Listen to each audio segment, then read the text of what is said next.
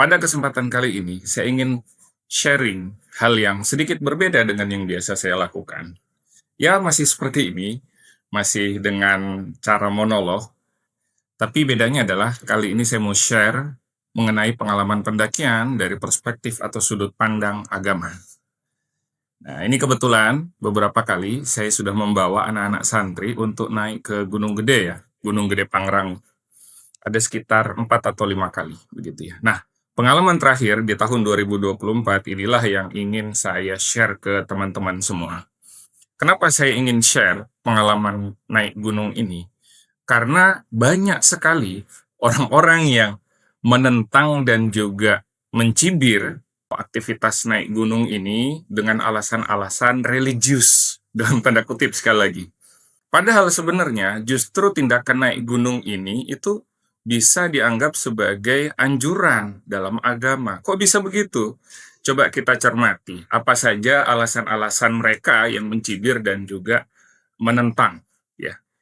Yang pertama, mereka mengatakan bahwa naik gunung itu buang-buang waktu. Ngapain? Sudah enak-enak tidur di kasur di rumah, kenapa harus kemudian naik gunung? Menyusahkan, menyulitkan diri sendiri gitu ya. Itu yang pertama. Kemudian yang kedua, mereka mengatakan bahwa naik gunung itu menyebabkan orang itu malas ibadah atau meninggalkan ibadah. Benarkah begitu? Nanti akan kita jawab. Kemudian yang ketiga, mereka mengatakan bahwa naik gunung itu nyari penyakit. Seperti kemarin ada kasus ketika di Gunung Marapi, Sumatera, masih ingat teman-teman? Di Gunung Marapi ketika terjadi letusan, mereka menyalahkan orang-orang yang naik gunung.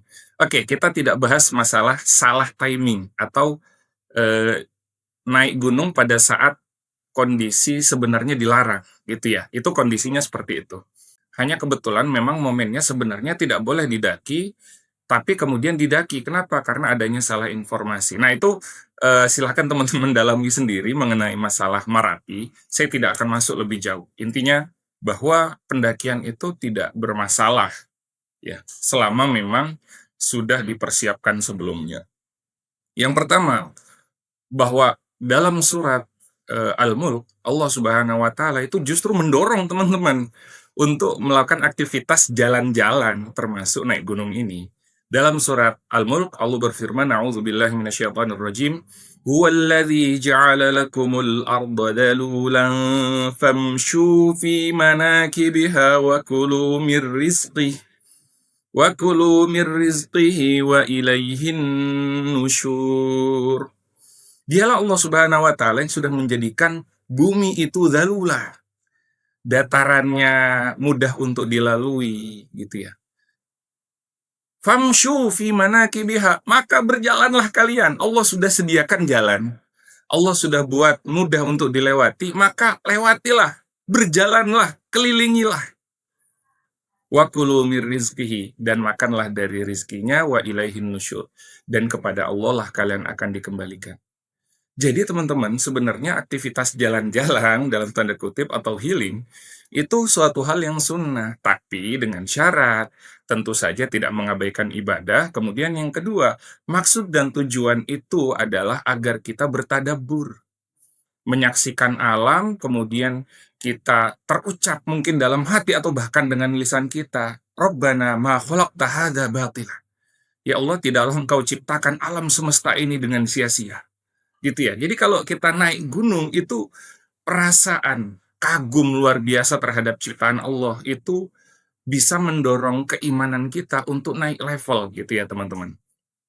Nah, itulah maksud kenapa Allah memerintahkan kita untuk jalan-jalan, agar kita bisa membaca tanda-tanda kuasaan Allah di alam semesta.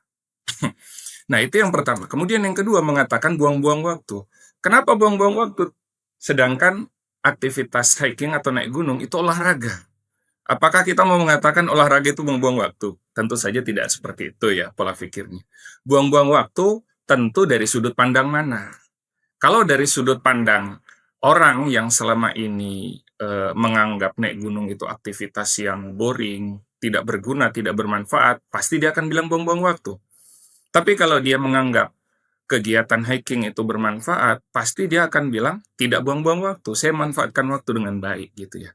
Atau bahkan ketika kondisi stres, naik gunung itu justru bermanfaat misalnya, maka tidak ada yang sia-sia di sana, gitu ya. Kemudian yang mengatakan bahwa, naik gunung bisa membuat orang itu lupa ibadah, tidak juga sebenarnya, nanti akan kita buktikan. Justru dengan naik gunung itu kita bisa menerapkan segala sisi dari syariat itu. Kalau biasa kita sholat dengan, infirad masing-masing, ya zuhur, maghrib, asar, isya, dan seterusnya. Nah, ini kita bisa menerapkan yang namanya jamak sholat di sana. Dalam kondisi jarak safar sudah melewati kondisi jarak qashar misalnya, nah kita bisa plus tambah di qashar sholatnya gitu ya, jamak dan qashar. Tidak bisa berwudu pakai air, bisa tayamum. Jadi syariat ini luwes gitu. Nah, itu kita bisa praktekkan justru di kondisi-kondisi seperti itu. Sehingga kita tidak gaptek. Teknya di sini adalah gagap terhadap syariat. Nah, oke, kita kembali bahwa naik gunung itu tidak menghalangi seorang untuk ibadah. Kemudian naik gunung nyari penyakit. Justru naik gunung itu pengen sehat gitu ya. Secara fisik olahraga, tapi perlu dicatat bahwa memang naik gunung itu termasuk olahraga yang high risk, teman-teman. Jadi resikonya tinggi. Ini yang perlu kita pahami. Ya, resiko tinggi karena di sana ada perbedaan suhu, ada perbedaan kondisi cuaca, sehingga harus ada persiapan sebelumnya. Adapun kemudian ada yang meninggal karena hipotermia dan lain sebagainya. Nah, itu sudah bagian dari takdir kalau sudah dipersiapkan dengan matang sebelumnya. Itu dicatat, teman-teman. Nah, kebanyakan adalah kasus-kasus seperti itu adalah mereka yang tidak melakukan persiapan. Baik, kita masuk kembali lagi ke tema kita bahwa tidak ada masalah dengan hiking atau naik gunung itu sendiri karena itu bagian dari hal yang diperintahkan oleh Allah Subhanahu wa taala dalam surat Al-Mulk dan juga dalam surat-surat yang lain yang senada dengan ini. Kemudian saya ingin share mengenai pendakian. Ya, sekalian teman-teman cuci mata mungkin yang selama ini nggak bisa kemana-mana di kantor, banyak tugas, harus meeting ini itu dan lain sebagainya. Saya bantu teman-teman untuk bisa cuci mata. Jadi virtual hiking gitu ya, melihat proses pendakian lumayan untuk bisa refresh teman-teman juga. Kemudian saya juga akan berikan beberapa tips berkenaan dengan pendakian, terutama dari sisi ibadahnya. Bagaimana caranya agar kita bisa hiking, bisa mendaki gunung, tapi ibadah tidak terlewatkan. Termasuk bagaimana caranya untuk meminimalisir resiko atau accident yang terjadi. Nah, perlu teman-teman tahu, saya sudah 4 atau 5 kali membawa anak-anak santri, termasuk anak santriwati, santri perempuan, dan setiap pendakian pasti ada yang haid. Tapi alhamdulillah, selama ini tidak pernah, dan mudah-mudahan tidak akan pernah, yang namanya kesurupan, kan gitu. Biasanya orang haid itu langsung larinya ke mistis gitu ya, oh kesurupan. Nah, alhamdulillah nggak ada yang kesurupan. Atau misalnya dalam kondisi fisiknya kemudian drop, sangat drop secara fisik karena kan darahnya keluar gitu ya, sehingga mungkin zat besinya kurang dan lain sebagainya. Itu alhamdulillah tidak terjadi. Kenapa? Karena sudah kita antisipasi sebelumnya. Nah, inilah penting untuk melakukan persiapan. Dalam Quran Allah berfirman, "Fatazawwadu fa inna khairaz zadi taqwa." Berbekalah kalian dan sebaik-baik bekal itu adalah ketakwaan pada Allah Subhanahu wa taala. Ini ayat berbicara mengenai orang yang mau pergi haji. Harus persiapan harta, harus persiapan fisik. Nah, Allah berikan perintah untuk bersiap-siap. Maka bersiap-siap itu hukumnya wajib.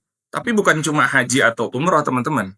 Termasuk untuk mendaki gunung. Kenapa? Karena mendaki gunung itu butuh persiapan yang matang. Kalau kita sudah lakukan, ya berarti kita sudah gugur kewajiban kita. Kalau tidak dilakukan, ya maka bisa berdosa. Kenapa? Karena risikonya tinggi, bisa menyulitkan tidak hanya diri sendiri, bakal menyulitkan orang lain.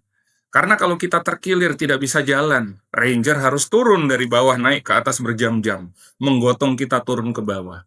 Nah, itu zolim kepada orang lain kalau kita tidak bersiap-siap. Maka perintah untuk bersiap-siap prepare itu hukumnya wajib, termasuk untuk pendakian. Jadi, jangan berpikir yang enak-enaknya saja, tapi harus tahu resiko pendakian dan juga harus melakukan persiapan semaksimalnya. Nah, ini pengalaman setahun yang lalu, jadi mungkin informasi-informasi yang saya berikan mungkin ada yang berbeda, ya, mungkin ada perubahan karena memang ada jarak 1 tahun ya teman-teman sampai saya sampaikan sekarang ini.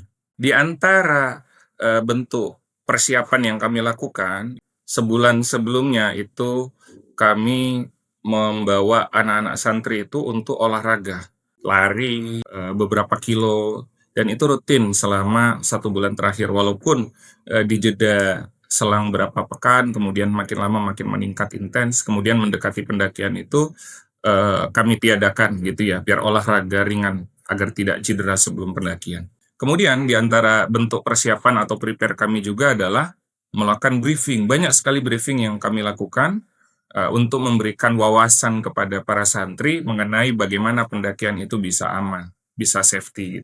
Nah, di antaranya juga adalah briefing yang kami lakukan sebelum berangkat.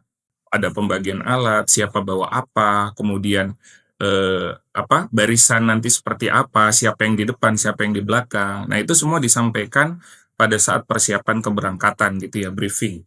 Oke, suasana di kota memang bising. Akhirnya kita akan mulai healing bersama kru dari Yaman. Nah, kemudian kami melakukan foto bersama sebelum berangkat.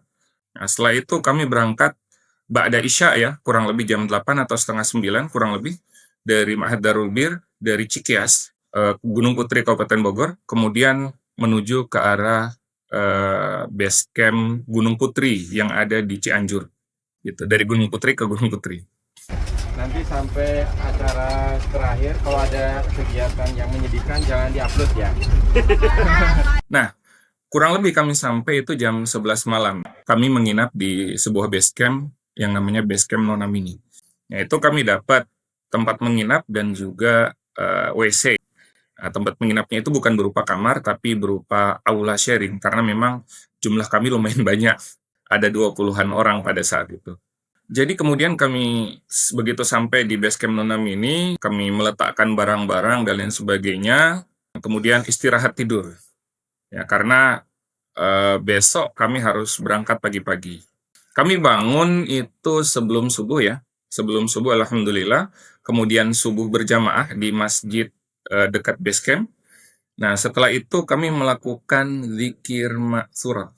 وقالوا سمعنا وأطعنا غفرانك ربنا وإليك المصير لا يكلف الله نفسا إلا وسعها. Kami melakukan zikir pagi. Seusai sholat subuh di masjid, kami berkumpul di base camp lagi, kemudian zikir di sana. Nah, ini teman-teman salah satu kunci untuk memperkuat ruhiyah, untuk memperkuat mental para santri. Sebelum melakukan pendakian, itu kami selalu rutin. Di 4 atau 5 kali pendakian itu selalu ada program zikir pagi dan petang. Setelah itu kami naik kurang lebih jam 8 ya. Jam 8-an itu kami naik ke base camp dan vertikal teman-teman. Lumayan. Baru sebelum sampai pos simaksi saja, jadi pos untuk melapor dan masuk ke kawasan, itu sudah banyak yang pucat mukanya karena memang vertikal sekali. Itu sekitar 70-80 derajat. Nah, kemudian kami di pos itu melakukan briefing, kemudian melapor, menyampaikan simaksi, dan berdoa. Ini bagian penting, jangan sampai di skip sebelum keberangkatan. Berdoa, ini penting sekali. Jadi yang pertama untuk konsolidasi ruhiyah. Jadi sebelum berangkat itu betul-betul setelah tadi zikir subuh itu kami kuatkan lagi ruhiyahnya dengan berdoa. Di samping itu juga kita minta perlindungan pada Allah Subhanahu wa taala. Sebagai penguasa alam semesta, tidak mungkin mau sehebat apapun jin, sehebat apapun makhluk-makhluk lainnya gitu, termasuk hewan, binatang dan sebagainya. Tidak ada yang bisa memberikan mudarat kepada kita kecuali dengan izin Allah Subhanahu wa taala. Nah, itu pentingnya doa. Yuk. Ayo foto siapa? HP siapa? Kak, iPhone. Bahkan ada pendaki suami istri ya, yang pada saat itu juga nimbrung untuk ikut berdoa, alhamdulillah. Setelah itu kemudian kami langsung naik.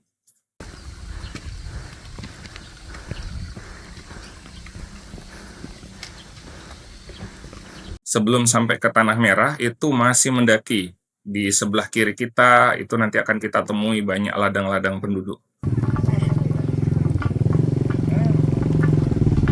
Itu miring-miring gitu?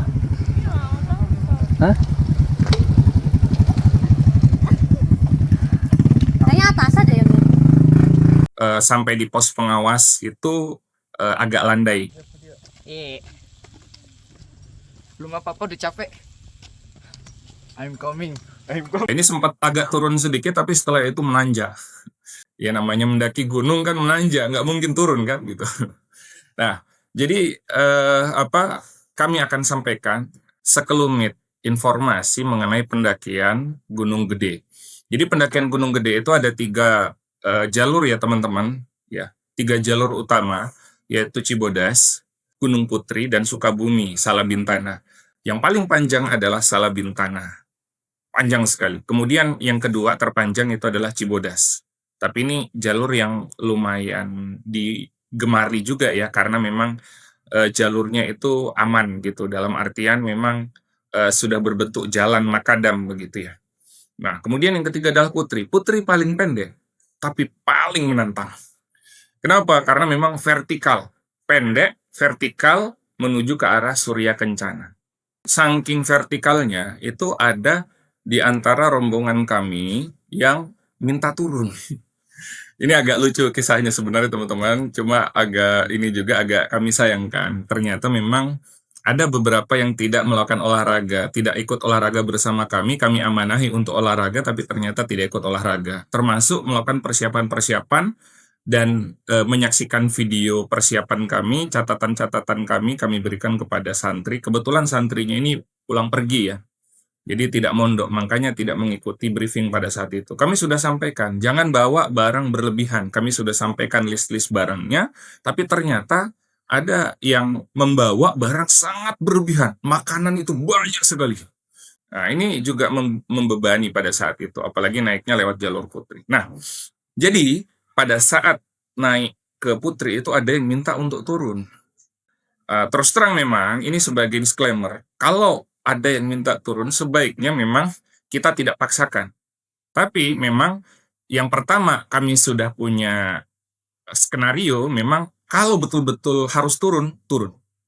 Tapi pada saat itu, saya pribadi, karena saya yang mendampingi, itu menilai sebenarnya anak ini masih mampu untuk naik. Tapi secara psikologis, dia kaget. Padahal sudah kami kasih ini gambaran jalurnya seperti ini loh gitu. Tapi dia betul-betul kaget pada saat itu, maka minta turun. Tapi saya bilang nggak apa-apa, pelan-pelan saja istirahat, jalan napak pelan-pelan. Ini jalur dari Gunung Putri sampai ke alun-alun timur Surya Kencana, tujuan utama camp kami, itu semestinya antara 7 sampai 9 jam. Artinya kalau kami berangkat jam 8:30 pada saat itu, harusnya kami sudah sampai itu jam 5:30, paling lambat. Ya, itu perkiraan awal kami. Tapi di pertengahan jalan, setelah kita melewati pos Simaksi, itu saya sudah memperkirakan ini kemungkinan akan sampai 12 jam. Dan ternyata benar, rombongan paling akhir kami termasuk anak ini itu sampainya jam 8 malam. Nah, itu feeling, karena memang kita sudah biasa melalui jalur di Gunung Gede ini.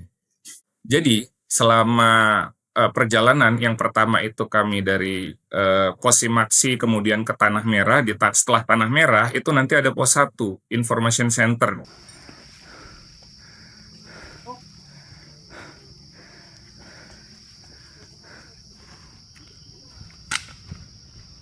Nah, itu sebenarnya tidak lama teman-teman, tapi sampai 1,5 jam kami lewati pada saat itu. Bahkan saya lupa, mungkin 2 jam. Padahal seharusnya itu di bawah 1 jam. Tapi karena memang kondisi yang down secara psikologis, maka agak lama gitu ya proses jalannya. Nah, setelah Information Center itu nanti ada pos 2, Legok Lenca. Mana? Kemudian pos 3, Buntut Lutung. Ini nanti dari Legok Lenca ke Buntut Lutung ini sangat jauh sekali. Masih aman.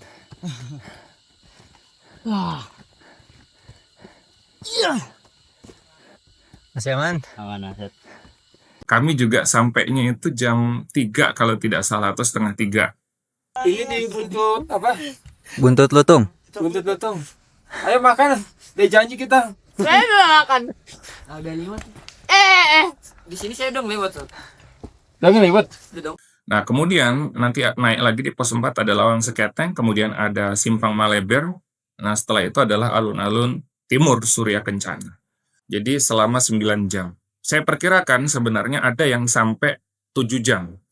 Kenapa? Karena memang prediksi awal itu ada 2 tim paling depan. Jadi tim paling depan ini diamanahi tenda, supaya nanti mereka bisa langsung bangun tenda di tempat camp, dan orang yang datang belakangan itu capeknya tidak perlu dikali-kali lagi, ditambah-tambah lagi dengan harus mendirikan tenda segala macam, enggak. Jadi kami serahkan ke tim depan nanti yang bangun tenda, tim belakang sampai tinggal istirahat. Nah, itu gambaran idealnya begitu. Ternyata tim depan pun akhirnya terlambat. Kenapa? Karena tim depan ini sempat menunggu kami yang ada di belakang, ya, itu di pos Buntut Lutung. Dan itu lumayan lama mereka istirahat, antara 1 sampai 1,5 jam gitu ya, karena menunggu yang di belakang. Masih aman, masih aman. Aman buntut lutung aman. Aman buntut lutung masih aman.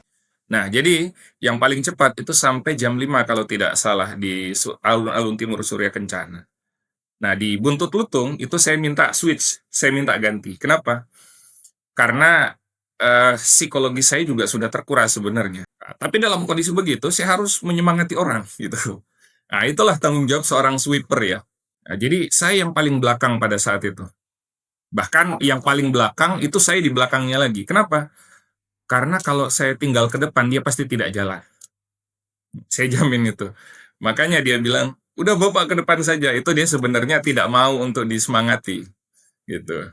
Tapi kalau tidak seperti itu, saya yakin dia akan mundur ke belakang. Dan saya khawatir kalau dia tiba-tiba mundur sendiri ke belakang, turun ke bawah, itu lebih berbahaya lagi. Ini juga pelajaran. Jadi saya setelah itu berazam, bertekad tidak mau lagi mengajak orang yang tidak saya lihat dengan mata kepala saya sendiri, dia bersiap-siap untuk naik ke gunung gitu ya, olahraga, persiapan barang, menonton video gitu ya. Itu kalau saya tidak bisa pastikan, saya tidak mau mengajak dia. Itu ke depan seperti itu, siapapun orangnya. Nah, itu pelajaran juga buat teman-teman semua ya. Apalagi jalurnya jalur putri yang vertikal tadi saya bilang, antara 70 sampai 80 derajat. Jadi tim paling depan itu sampai jam 5, mereka sempat menunggu sekitar 15 menit atau setengah jam mungkin. Kemudian mereka menuju ke arah alun-alun barat Surya Kencana. Surya Kencana. Dingin banget coba. Karena memang plan kami menginap di alun-alun barat persis di bawah jalur naik ke Gunung Gede. Agar tidak menguras tenaga pada saat pagi itu bisa langsung naik ke gunung, tidak perlu jalan lama lagi. Karena dari alun-alun timur ke alun-alun barat itu butuh waktu kurang lebih setengah jam. Walaupun jalannya landai teman-teman. Tapi kan itu bisa menguras emosional kita gitu. Jadi memang rencananya menginap di alun-alun barat. Selain juga kita butuh mata air. Dan mata air itu posisinya ada di dekat alun-alun barat. Kalau kita nginep di alun-alun timur, harus ada waktu setengah jam pergi dan setengah jam balik. Nah, itu sangat menguras tenaga dan waktu. Maka kami putuskan di barat. Maka anak-anak ini, anak-anak laki-laki ini, yang bawa tenda segala macam, itu mereka langsung ke alun-alun barat. Dan saya yang sudah switch tukar ke tengah, itu sampai jam 5:30 bersama dengan beberapa anak akhwat ya, anak-anak perempuan gitu. Bahkan anak perempuan yang paling semangat, pada saat sampai di alun-alun timur dia nangis.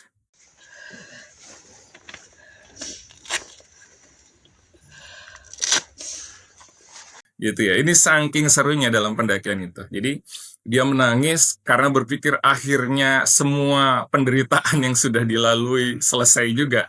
Padahal masih ada penderitaan lagi naik ke atas puncaknya. Tapi paling enggak, secara mental dia akhirnya terbayar. Ya, itu sempat menangis.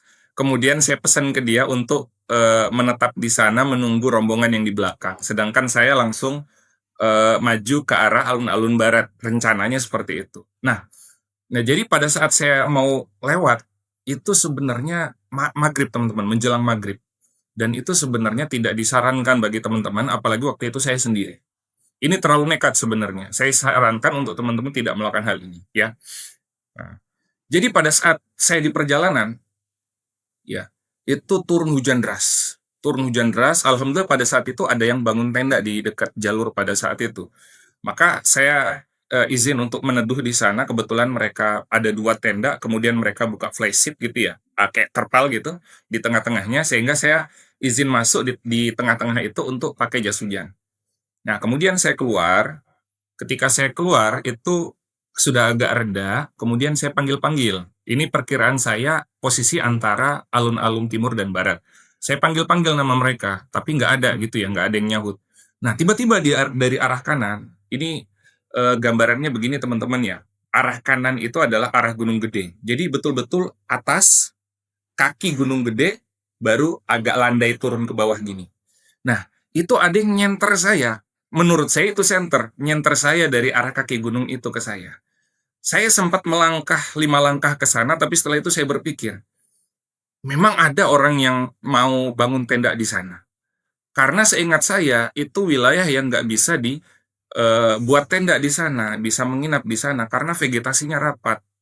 Dan memang benar teman-teman, jadi ini pengalaman mistis. Pas pagi itu memang kita lihat, nggak mungkin dari arah situ ada tenda. Tapi saya melihat ada sinar dari arah sana, seperti senter, ke arah saya pada saat itu. Nah, tapi setelah itu saya berpikir, nggak mungkin, ini bukan alun-alun barat ini. Menurut waktu, karena malam ya tidak kelihatan, kabut terutama karena habis hujan. Ya, ini kabut, ini faktor utamanya kabut. Saya tidak bisa memperkirakan posisi di mana pada saat itu. Tapi jalur itu kelihatan, di bawah kaki kita itu kelihatan. Nah, jadi pada saat itu saya hampir belok masuk ke sana. Ya, alhamdulillah nggak jadi. Saya setelah berpikir, menurut perkiraan saya, secara waktu ini belum alun-alun barat. Jadi, lebih baik saya nggak ikutin itu, saya balik ke jalur, ikutin jalur lagi. Nah, itu. Nah, jadi teman-teman, ini sangat tidak direkomendasikan berjalan sendirian, apalagi malam-malam di kondisi kabut. Nah, itu setelah saya evaluasi juga, oh ternyata salah saya waktu itu. Tapi ya itulah, biarkan saja. Tapi alhamdulillah tadi, sempat ada pikiran, ini belum sampai alun-alun barat. Maka saya melanjutkan perjalanan sampai di alun-alun barat, dan itu masih gerimis-gerimis teman-teman. Saya bangun tenda gitu ya, akhirnya saya bangun tenda di alun-alun barat, kemudian makan malam, sholat gitu ya, walaupun kondisi gerimis. Nah, setelah itu saya bersama dengan beberapa anak-anak yang tadi sudah sampai duluan di alun-alun barat, itu menuju ke arah alun-alun timur untuk menjemput rombongan dan mengecek. Kalau ternyata yang paling belakang belum sampai alun-alun timur, kita akan turun lagi ke bawah. Nah, itu rencana kita awalnya. Nah, kemudian kita menuju ke arah alun-alun barat, kita menunggu sekitar 15 menit, dan alhamdulillah rombongannya sampai. Jadi kita nggak perlu turun ke bawah gitu ya. Nah, itu yang namanya pendakian seperti itu teman-teman. Jadi memang butuh planning, butuh perencanaan, dan butuh pikiran matang. Di alun-alun timur itu banyak warung ya teman-teman, jadi jangan digambarkan kami itu menunggunya di sana itu di pohon-pohon, di hutan-hutan, enggak.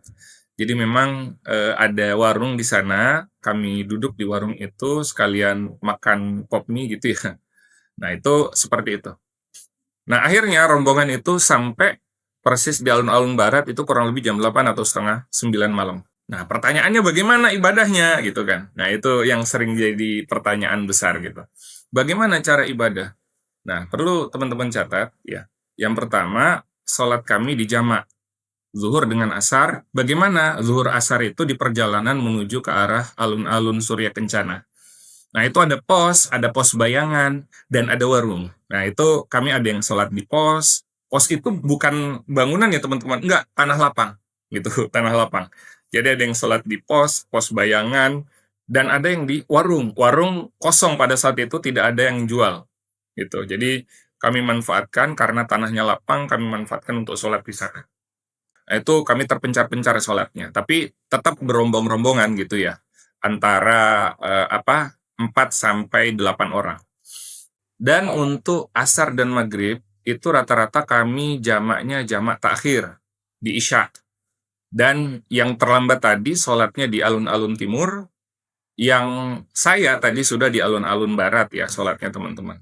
Jadi mudah sebenarnya, nggak perlu kemudian kita ribet. Terus bagaimana bajunya? Ya pakai baju yang ada selama tidak ada najis aman.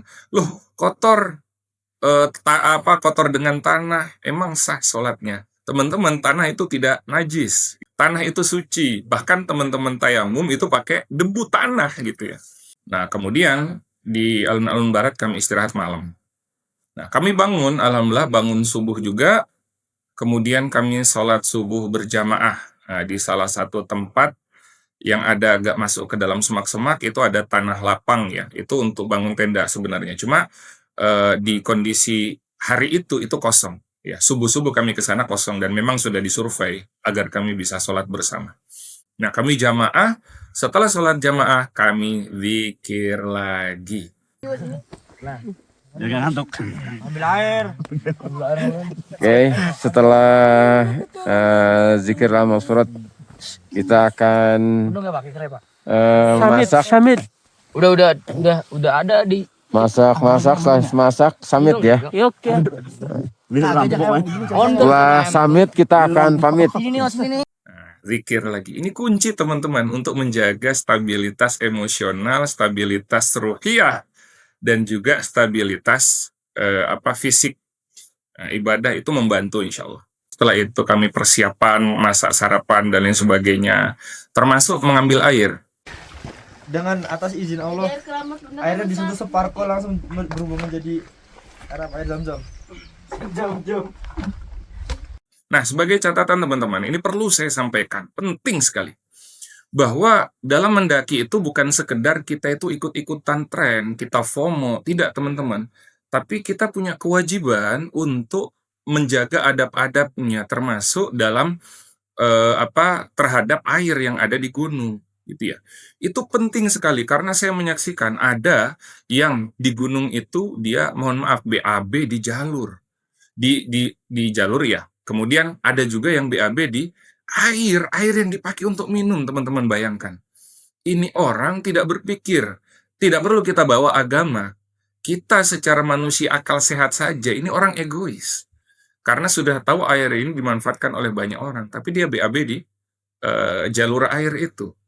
Dan dalam agama itu haram hukumnya, ini saya tekankan ya, haram hukumnya. Jadi bukan cuma pencinta alam yang memberikan aturan itu, enggak. Tapi dalam Quran dan hadis kita akan temukan larangan itu.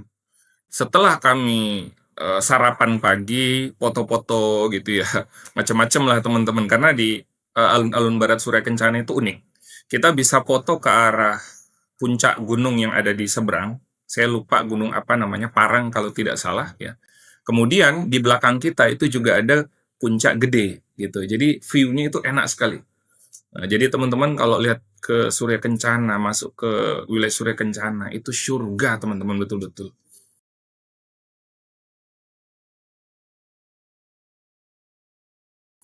Nah itu setelah kami foto-foto, kami langsung naik.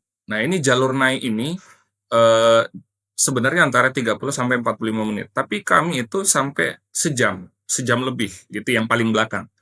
Kenapa? Karena memang vertikalnya sangat vertikal, 80 sampai 9, nggak sampai 90 sih, kalau 90 nggak bisa kan, nggak bisa didaki.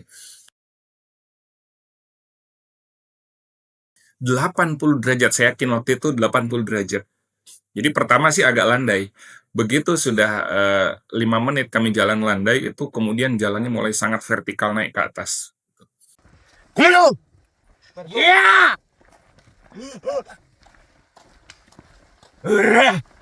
Spargo. Foto kayak gue nanti paling belakang nanti. Nah itu di puncak itu terbayar semua. Yang sudah capek, sudah letih, sudah lelah gitu, pegel-pegel badan, itu semua terbayar sampai di puncak. Itu ada 2 view. Pertama view ke arah Gunung Parang itu kalau tidak salah, yang ini arah Surya Kencana, kemudian ada arah Kawah, dan juga arah Gunung Pangrango. Angel mana? Dua-dua. Masa? Nah itu view-nya mantap, cakep teman-teman. Jadi kalau belum pernah merasakan, yuk silahkan berangkat ke Gunung Gede sekarang juga gitu ya. Nah Jadi di atas sempat foto-foto gitu ya, bercanda dan sebagainya, ada yang take video.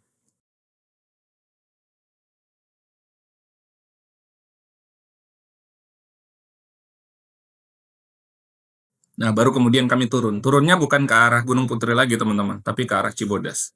Jadi kami melintas, naik Putri, turun Cibodas.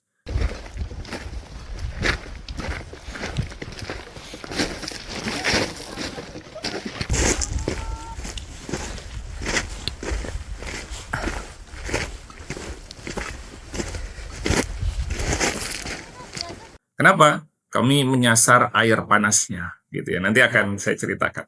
Nah, perjalanan turun dari puncak ke bawah ya, ke arah jalur Cibodas, teman-teman, itu jalurnya pasir berbatu ya, jadi memang harus hati-hati karena rentan untuk terpeleset atau tergelincir karena yang diinjak itu tidak stabil pijakannya. Apa kan Ida?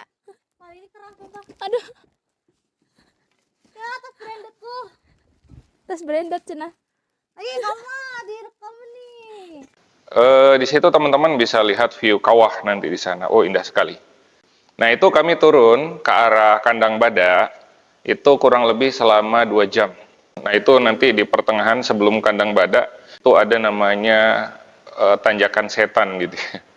Tanjakan setan, karena memang vertikal 90 derajat, kalau tadi kita bilang 80 derajat waktu naik ke puncak dari Surya Kencana.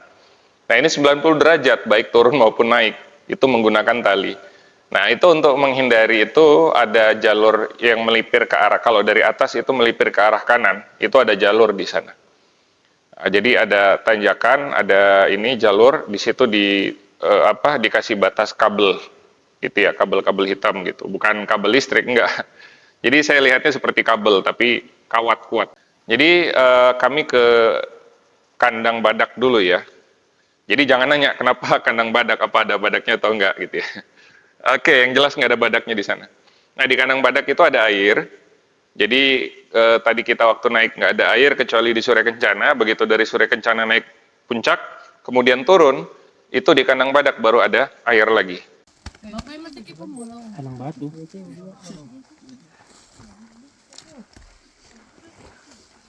Tadi siapa yang buka tadi? Saya.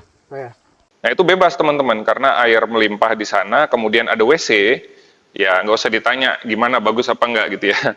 Lagi di tengah hutan ada WC itu sudah mending gitu ya, daripada harus gali tanah. Nah, ada juga musola. Kalau dulu saya di bawah 2000-an, tahun 2020 maksudnya, itu masih bagusan ya, tapi terakhir 2024 saya ke sana, itu sudah mulai rusak gitu ya, musolahnya, ya biasalah gitu ya, karena tidak ada perawatan rutin harian. Yang jelas di sana memang masih ada sajadah, tapi memang kotor gitu ya, pada saat itu kondisinya. Sekarang walau alam bisawab, mungkin sudah lebih bagus ya, mudah-mudahan. Nah, jadi di Kandang Badak ini, kemudian kami istirahat lagi, bangun tenda, menginap di sana, makan segala macam. Nah, ketika subuh itu alhamdulillah cerah. Jadi setelah sholat subuh itu kami zikir subuh berjamaah.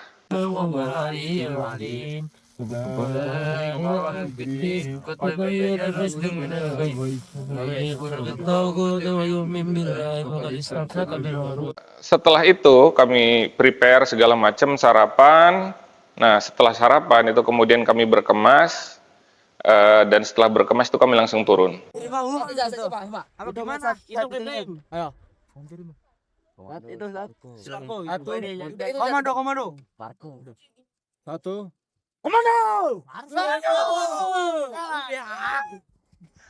Action.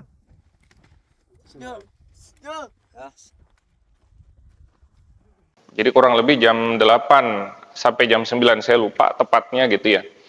Nah, tapi yang jelas kemudian kami turun, perkiraan kami itu 2 jam sampai ke air panas. Dan alhamdulillah tidak meleset ya, tidak lebih dari itu, bahkan kurang dari 2 jam. Nah, jadi pertama turun dari Kandang Badak itu ke Kandang Batu, perkiraan saya itu 1 jam. Tapi alhamdulillah, iya kalau tidak salah 1 jam ya. Turun, karena kami sempat melipir dulu di pertengahan sebelum Kandang Badak, mohon maaf, dari Kandang Badak sebelum Kandang Batu, ya persis sebelum Kandang Batu itu ada air terjun namanya air terjun Pancawuluh. Itu bagus teman-teman. Itu juga ada air ya, tapi saya kurang paham apakah airnya itu bisa dikonsumsi atau tidak. Nanti teman-teman kalau mau naik ke Gunung Gede, silahkan ditanya ke ini ya, ke petugas. Apakah air yang ada di air terjun Pancawoleh itu bisa dikonsumsi atau tidak? Karena kita perlu tahu juga ya bahwa memang Gunung Gede itu Gunung Merapi, dan namanya Gunung Merapi itu rentan ada namanya air belerang gitu ya. Kalau air belerang tidak bisa dikonsumsi.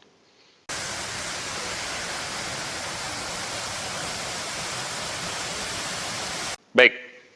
Nah, itu dari Pancawoleh kami foto-foto, bahkan yel-yel segala macam. Ya. Nah, baru dari Pancawoleh setelah selesai foto-foto itu kami ke air panas. Itu tidak lama. Jadi memang setelah Pancawoleh itu jalannya landai, itu sampai Kandang Batu maju lagi sedikit itu air panas. Nah, ini di air panas pengalaman yang luar biasa. Jadi memang sengaja kami turunnya lewat Cibodas karena air panas ini yang tadi kita bilang. Jadi di air panas itu kami di sana berendam.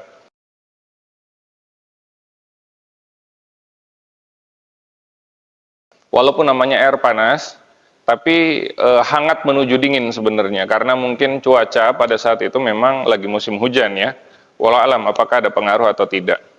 Nah, jadi view-nya mantap, selain view-nya mantap, kita bisa berendam juga di sana.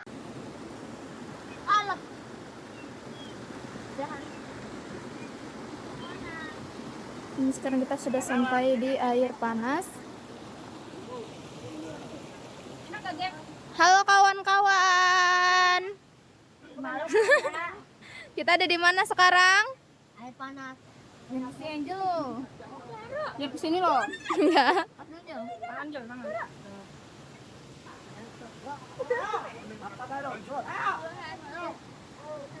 Nah, Ikhwan lagi pada nyebur.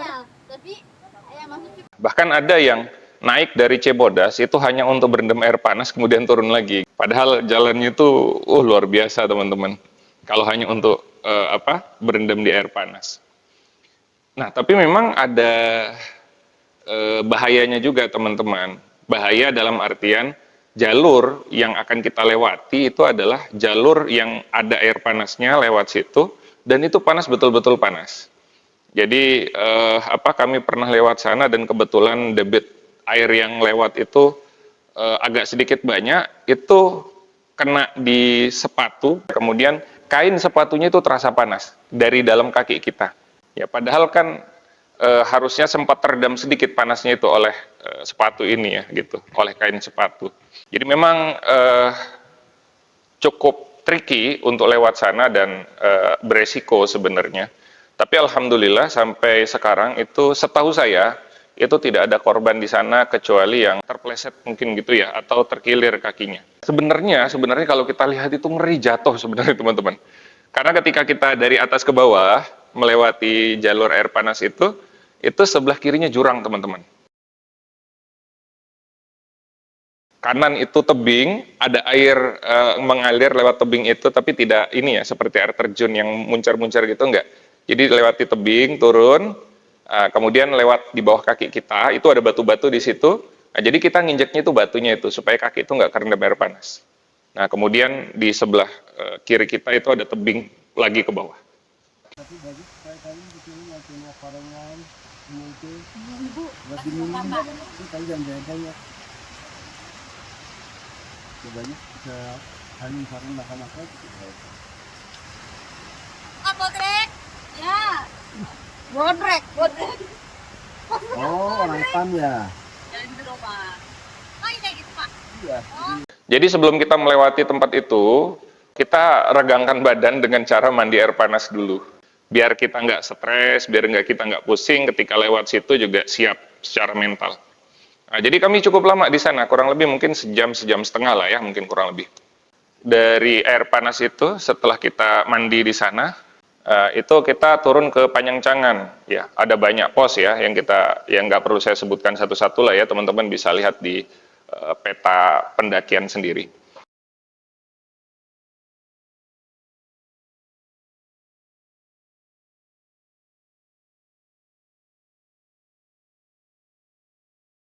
Nah, itu intinya kita sampai Panyangcangan. Kenapa Panyangcangan? Di situ ada pertigaan. Jadi dari atas Gunung Gede, kemudian sebelah kiri itu adalah jalur ke air terjun Ciberem.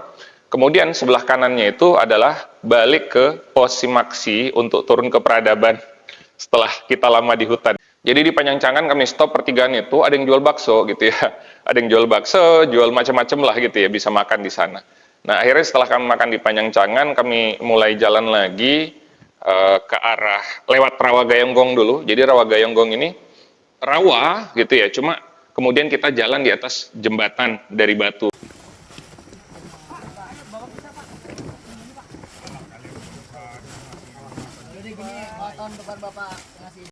Yuk. Udah pasti udah bundung. Oke.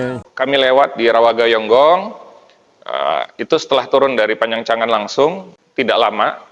Nah, setelah itu kami jalan lagi maju ke depan, itu sekitar 5-10 menit itu sampai di Telaga Biru. Nah, di Telaga Biru kami sholat jamak qashar, zuhur dan asar. Nah, itu sambil ada yang main air segala macam, karena air itu lewat di pinggir ya, kalau dari kami dari arah Panyangcangan itu di sebelah kanan. Ada air bening gitu mengalir. Nah, ini orang-orang kota yang nggak pernah lihat air jernih seperti itu, wah itu luar biasa sekali. Kalau saya dari arah Cibodas mau naik ke atas, itu saya ambil air dari sana. Baik, jadi kami sholat di sana, kemudian setelah sholat itu kami turun ke Pos Simaksi. Di sana laporan, setelah laporan kami turun sedikit foto-foto ya, ada pelangnya. Kemudian setelah itu kami langsung turun. Alhamdulillah, tidak ada masalah berarti dalam pendakian kami di bulan Oktober itu. Candikia Jaya, komando. Marco.